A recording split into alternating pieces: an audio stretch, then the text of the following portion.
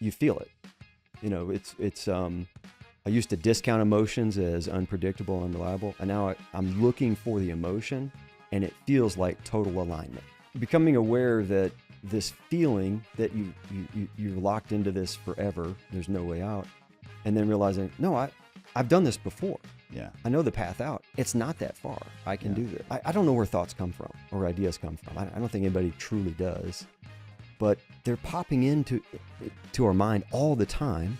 And then creativity is just focusing and paying attention to it and then saying that could be something and then just sticking with it and nurturing it.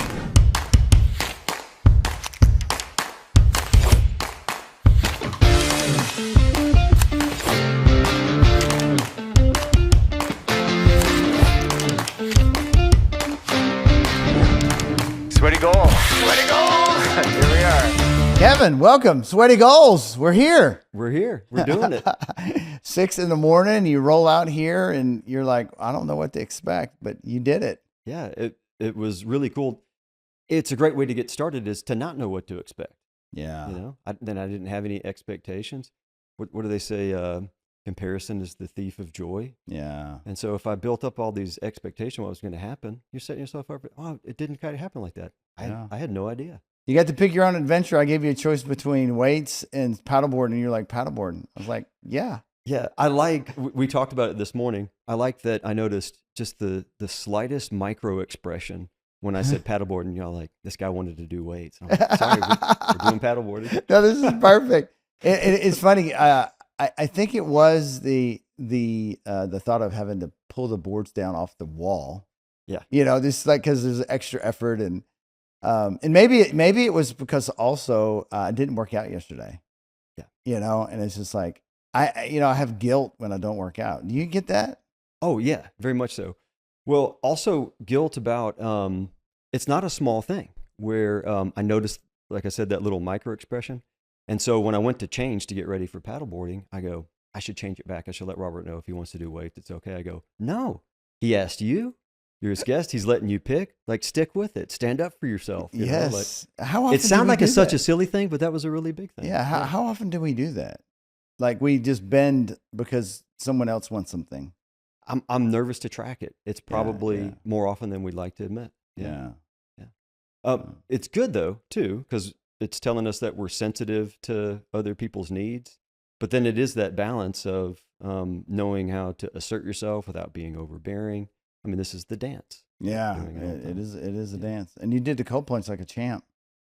Yeah, I was pretty nervous about that. I mentioned to you that I was in it pretty regularly. I would do cold plunges on my own, but it's usually in the winter. Yeah. And maybe 3 months since the last time I'd done it. And then you got in and you were just talking conversationally. And I go, I'm probably not going to be able to do that. Well, you know, I what I love about the cold plunge is as much as I do it, I don't want to get in it.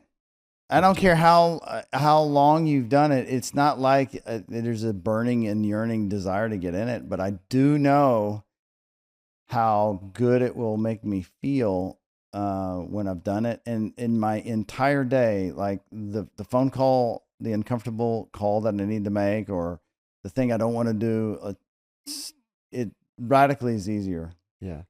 Does it get easier to talk yourself into it with that method over time where you say, I don't want to do it. It's going to be painful. It's hard to get in, but I'll get so much benefit afterwards. Does looking at it that way make it easier to get in? Yeah, I would say maybe a little bit, but I'm learning to almost like think about it in a way that you just go all the way through. Like I don't put a lot of thought in it. It's just like I kind of program my body just to go in instead of trying to talk your body into doing something. Yes. Like cajole it or force it. It's not even force anymore. It's just kind of like, I think beyond it. Yeah. I hear you on that. It reminds me of, as with so many things, that the doing it really starts with deciding to do it. It's the cold plunge has already begun when you make the decision. You're like, I'm going to do this, and I'm going to do this now. It's already begun. Yeah. You're already Yeah, getting the yep. benefits of it. Yeah. Yeah, 100%. And one other thing about cold plunges, it's a little contentious isn't the right word, but you know, some people make fun of it. I've never heard anybody make fun of a cold plunge that's done one. I know. Right? Well, I think people got tired of seeing everybody on Instagram, you Yeah. know, crawling into a cold plunge. And when you stop and really think about it, it's ridiculous to even watch someone do it because it looks like they're just getting into some water. Right. Like there's no context to how cold it is until you like walk over to one, you stick your hand in, and you're like, oh shit, that's like really cold. Yeah. And it is fun because I'll do leadership teams when I'm doing sessions with people, and I'll talk them into getting in. And my competitive leadership teams, we'll see how long they can outdo each other. Mm-hmm. It's fun to watch. And then some other teams that maybe not as high performance, you know, they won't even try it at all. Yep. You know, it's just kind of interesting the type of people that would even bother to do it. Yeah, that is interesting. Do you have your own method for how to do it? This morning it was 3 minutes just while talking to me. I think I've only gone with 3 minutes because they say anything beyond that's diminishing returns, but yeah. And then are there breathing techniques while you're doing it alone that you're paying attention to, or? I used to. I mean, I just focus on my breath, but it's the first 30 seconds is the hardest of it, really. Yeah. And you know, your body's in the fight or flight, and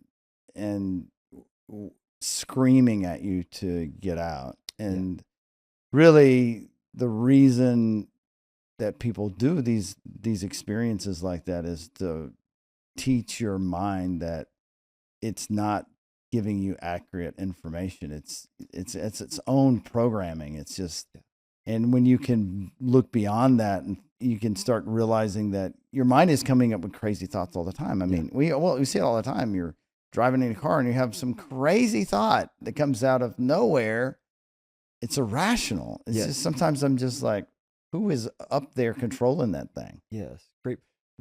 This is on subject. It sounds like it's a deviation, but are you familiar with IFS, internal family systems? Yeah. Okay. Yeah. So that's what's coming to mind as you're talking about it. And that's what comes to mind when I do a cold plunge, is there's all these parts, and they have different jobs to do. And some of them are, you know, like they're just in charge of keeping you safe. Yeah. And so when you get into this super cold environment, it's a shock to your system. They activate and go, danger, get out right now. And I'm reminded with IFS, there are no bad parts. And so you don't say, shut up. You talk to them like your kids. You're like, I hear you. It's okay. Yeah. Thank you for doing what I asked you to do. Thank you for bringing this to my attention. I'm in charge. I know what's going on. You can relax a little bit. And then you feel like, as I'm doing that, I have that conversation every time. I feel myself relax. I feel my breathing start to slow down. And maybe there's a faster way to get in that state, but it's pretty reliable. When did you get into that internal family systems? It was right around COVID. Yeah, I remember I was just going to therapy and trying to find different modalities that worked for me. And maybe a friend sent a podcast that introduced the basic concepts. And it married up well with, I've worked on in the pharmaceutical industry, talking with psychiatrists for 20 years now. And, you know, I was always fascinated by the voices that are in your head. I think it was the podcast where the person being interviewed was saying, when he was going through his training, that it might even been the originator of this. I forget the gentleman's name, but just instead of trying to make the voices go away, just taking them seriously. And people would say, regardless of what their diagnosis was or their background, had a tendency to say, a part of me wants to do this, and a part of me wants to do that. And he would say, well, tell me more about that. And really just taking that seriously. And then thinking of these parts as real, you know, and giving them an audience, and realizing like sometimes these parts are driving, and sometimes you don't want them to, you know, might not even be aware of it. So just becoming aware of all of those things really interested me. And then I read a book called, that was a little bit further downstream, called You Are the One That You're Looking For. And that title was really compelling to me. And that's what the story was all about is, in the middle of all these parts, there's the real true you beneath it all. That's what you're trying to connect with and maintain alignment with. And then you realize, oh, none of these are bad. It's just they have different roles to play. And if you're self-led, you can be choiceful about, sometimes you want the aggressive person out in front. Yeah. But not when you're putting your babies to bed, Yeah. You want and I go, I have all these options available to me. And if I'm in charge, it's kind of like the CEO, you can make sure the right person's at the wheel. How do you know the right person's at the wheel for you? What I found, and this is really important, I used to think it's something you analyzed and it's a conclusion that you reached. And I find that that's the least reliable and longest path now. You feel it. I used to discount emotions as unpredictable and unreliable. And now I'm looking for the emotion and it feels like total alignment. That's when I know the right part's in charge. There's nothing that feels like it's in conflict. Yeah. Well, I know for me, I know really clearly when I'm in scarcity and survival state, a fear state, and how I'm going to act in that state. And then I've adopted some habits, whether with breath work, a movement, or dance, to get out of the survival state into more of abundance and step into the creative spot where you're, thinking about possibilities and, and I'm just fascinated how we can go through these altered states very quickly. Yeah. But when you're in the survival, scarcity, fear state, you feel like you can't get out. And it's taken me years to discover it's 5-10 minutes to get out of that with using some modalities. Especially body movement is a great modality, but rhythmic breathing is, 10-15 minutes of that. I can get into a state where I can be creative again and be back on track. Yeah. Well said. Yeah. That's becoming aware that this feeling that you're locked into this forever, there's no way out. And then realizing, no, I've done this before. Yeah. I know the path out. It's not that far. I can do this. Yeah. And like exercise, it just gets easier each time you do it. Yeah. It's a muscle. It is absolutely a muscle. But there's so many people that are out there using drugs and alcohol in those states, unconsciously reaching for the bottle. To not feel whatever that feeling is, but they're not even realizing they're not wanting to feel the feeling. They're just, let's have it. But it's more than just a bottle. It's your phone. It's the distraction. Yeah. It's a ton of different things that people go to. And what I've been trying to do is try to change the default behavior for myself and then learn, how can we do this with other people? How can we help other people with their natural defaults? To start doing these other modalities.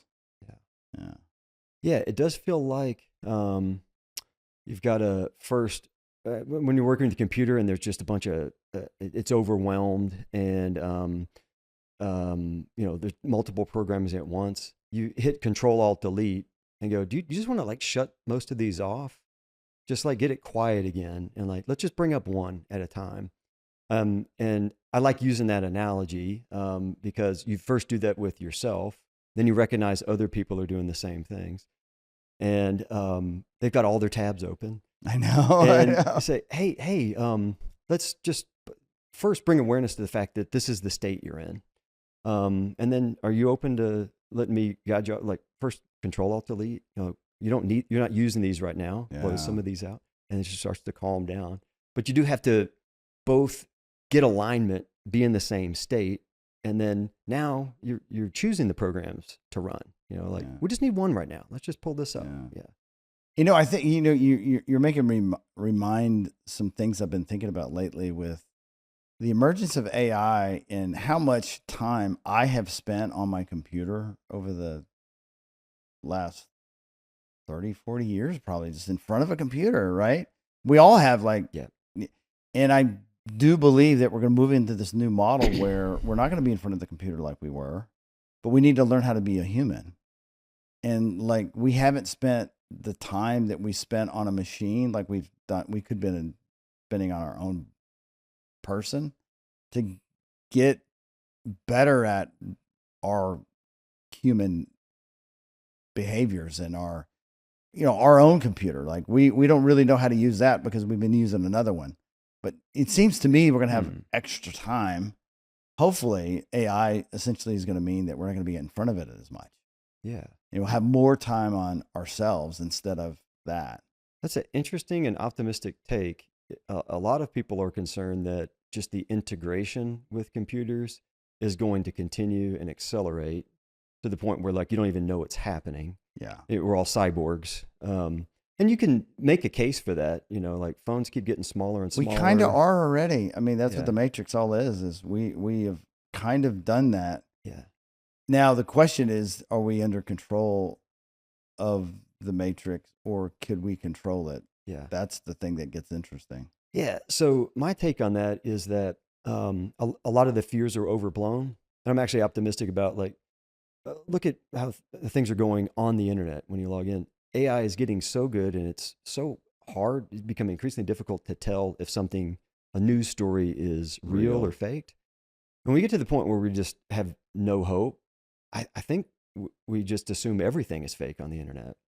And then what that does is go, okay, well, that's just a different world. And the only way to know it's real is just to set it aside completely. So that's the opposite of integrating with it. I go, well, I know making eye contact with Robert, he's in his chair and I'm in mine. I know this is real. Yeah. And there's no phones close by or anything. And so that makes me optimistic is let that world be what it is. And so then you have a clear delineation between what is real and what is happening right now versus everything else. If it's not part of technology, then it's real. That's it. Yeah. And if I create it, it's real. Oh yeah. If we, I do think that people are starting to rediscover creativity in a different way than before, because they, AI is giving them the ability to kind of, it's weird. It's like you're trying to suss out ideas and AI is telling every idea that you have is good, which is so weird. But it does give some people confidence to express themselves in different ways. Even if they're having AI create it, at least they're starting to play around with things they couldn't do before because they didn't have the creative energy to make graphics or things like that. That's a great example of AI is great. They're saying it's aggrandizing and Robert, you're so brilliant. You came up with that idea. What a great question. It's constantly, but that's the opposite of the default way a lot of us talk to ourselves. The idea comes up and you're like, oh, you can't pull that off, or people are gonna laugh at that. And AI doesn't do that. It's doing the opposite. So that's good in that way. And it reminds me of recent insight I gained into what creativity is. And I have an example of it, a metaphor for it, an analogy. But starting with, I don't know where thoughts come from or ideas come from. I don't think anybody truly does. But they're popping into our mind all the time. And then creativity is just focusing and paying attention to it and then saying that could be something and then just sticking with it and nurturing it. The analogy I use is a baby is born, and this sounds harsh because I want it to have the impact, but a baby is born, and if you don't feed it every day and nourish it because it's helpless, it will die.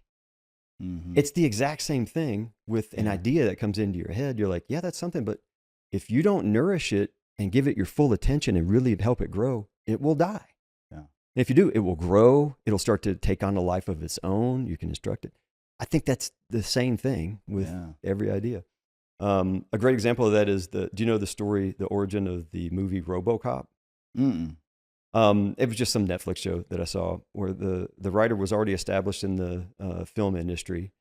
And he was on set somewhere and he just saw a figure next to a car and he misread it. He thought it was something, it was a robot cop from the future with a futuristic car. when he got up close to it, it was totally different. But he liked that idea. It was intriguing. And he just kept going with it. He's like, well, how would a robot cop come to be, and what would his origin story be? And finally he just had to make this idea real. He just took 2 weeks off work and did nothing but just flesh it. And he's like, I'm just going to see where this goes. And it became the origin of the script. And then he refined it over time, took it to other people, refined it further. And it eventually got funded and became a movie. It's like a cult classic. And I think hundreds of people, thousands of people had an idea like that. And they just thought it was weird and let it go. But he nurtured it, fed it all the way through. And a lot of these ideas like that turn into technology, and then, but it's also, I think, a way for probably humanity to grow and evolve. And it's like sussing out, like, there's some good parts of a RoboCop, right? You want safety in a community, but then you don't, but you like, sometimes great ideas, you don't understand the unintended consequences of a great idea, right? And so you just like, oh, go all in. But well, on the other side of the equation, there's something that maybe not so great that you have to consider. But that's how technology evolves, is through these iterations. And I love this concept, because I often think that these are not our ideas. Yes.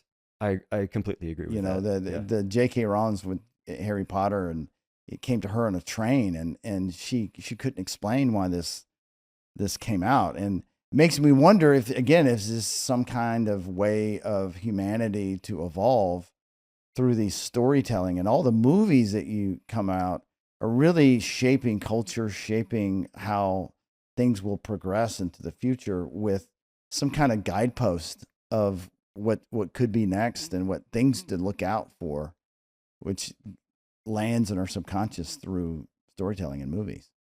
Yeah. You really hit on something there. I didn't know about the J.K. Rowling example. You said it came to her on a train, yeah. Just popped in. Yeah. And look at that whole it's an entire fleshed out universe with all these characters that people feel like they know, and just started with that one little idea. Well, if you look at the patent office, many patents show up at the same time, totally separate. So these patents for these products are coming out, and they go to the patent office literally at the same time. So kind of tells you that it's somehow in the consciousness that there's something trying to be expressed. And the question is, like, I've started this new thought process. Like, I have my own things that I want to bring out to this world, but I am meeting people in the community that have the exact same idea. There's nothing new. Yeah. Like, they're not original ideas that we're just maybe we're just supposed to execute these. Yeah. Maybe there's, in the grandness of the universe, there's a round table of people looking at the ideas they're trying to flesh. They don't have the ability to flesh out the ideas on Earth, but they give them to us.